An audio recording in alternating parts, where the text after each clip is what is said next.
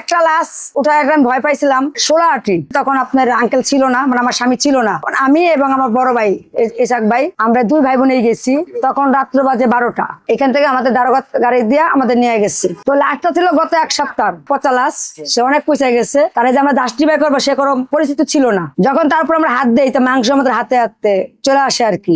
অনেক পোকা হয়ে গেছিল। তো এটার উপর আমরা 5 লিটার কেরোসিন ঢাইলা তখন আর কি তার প্যান্টের সাহায্যে একটা গাতার থেকে উঠাই। তখন উঠানোর পর ওই লাশটা আসার পরে না, ওদিন আমি নেশা করি নাই। তো ওই সময় আমার বাসায় আসার পরে আমি গা গোসল শোয়ার পর আমার অনেক ভয় করছে আর কি। মানে আমার খুব একটা ভয়, মানে এটা বুঝাতে পারবো না। আমার মানে অনেক একটা ভয় লাগছে। আমার শরীর অনেক ভার ছিল এবং আমার জ্বর এসে পড়ছিল। গত 3 দিন আমার জ্বর ছিল এই লাশটা উঠায়।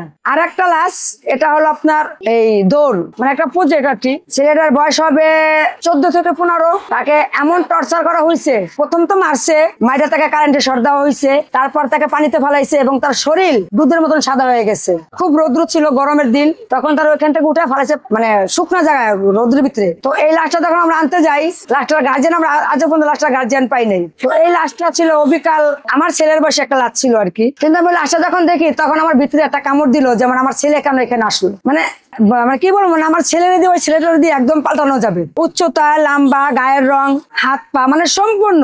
তো তখন আমি যখন লাস্টে গিয়ে দেখি তখন আমার বড় ভাই ইসাক ভাই, তাকে আমি বলছি, বড় ভাই আমার ছেলেরা কে এখানে মারছে? আমার বলে না ভাবি, তোমার ছেলে তো বাসায়। তো আমার বড় ভাই প্রথম থেকে ভয় পাইছিল যে আমি এখানে কিভাবে আসলো। তখন যখন উঠে দেখলাম সে মুসলিম। তো ওই লাশটা আনার সময় ওই সময় আমরা কোনো নেশা করতেও ছিলাম না, কারণ তখন আমাদের থানা থেকে আমাদের মদ দেওয়া হয় নাই, ওইখানে ছিল না, শুধু ওইখানে খাওয়া হয়েছে আমার বড় ভাইয়ের অন্য একটা জিনিস।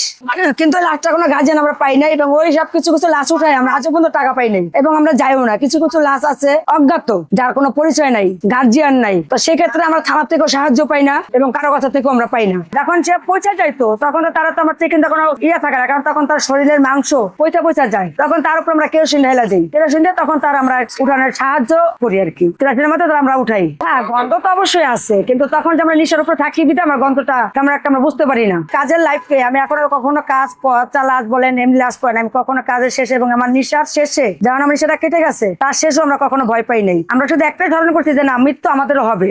আর এবং আমার স্বামী পুরুষের ক্ষেত্রে যত পচা লাশ হোক, সে দেখতো সে কি মুসলিম নাকি সে অন্য কোনো ধর্মের এবং সে কিভাবে মারা গেল তার কাজ ছিল ওইটা। এবং আমরা এখান থেকে উদ্ধার করে আমরা তাদের থানা পর্যন্ত দিয়ে আসতাম। ময়নাতদন্ত আমরা করতে পারি না, কিন্তু আমরা যতটুকু জাস্টিফাই করার ততটুকু আমরা এখান থেকে করে দিই। করে দেওয়ার পর তারা ব্যাগ দেয়, বড় ব্যাগ দেয়, ওই ব্যাগে আমরা ভরে দিয়ে দিই। গেছি বহু জায়গায় গেছি, নাম যেমন এখান থেকে আমরা 16 গেছি, রুস্তুমপুর গেছি, কামারপাড়া গেছি, চন্দ্রমুখ থেকে উঠেছি একটা, তারপর আপনার দৌড় গেছি, মানে বিভিন্ন জায়গায় গেছি বাবা, তো নাম তার মনে নাই। হ্যাঁ, এই রাস্তা মেন রোড থেকে আমরা উঠাইছি।